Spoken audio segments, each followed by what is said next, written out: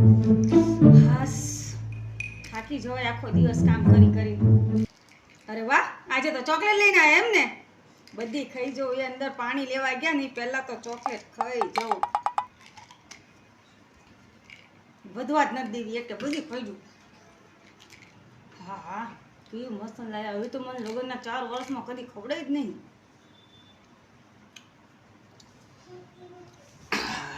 થાકી ગયો આ તો કામમાં એટલો રખડ્યો ને. Thank you so much.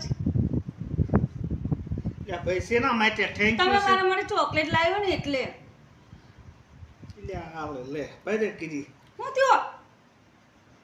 આની હાટુ તો હવારનો ભાઈ લાઈનમાં ઊભો તો. એટલે આ ચોકલેટ છે. બાબુ બોલો.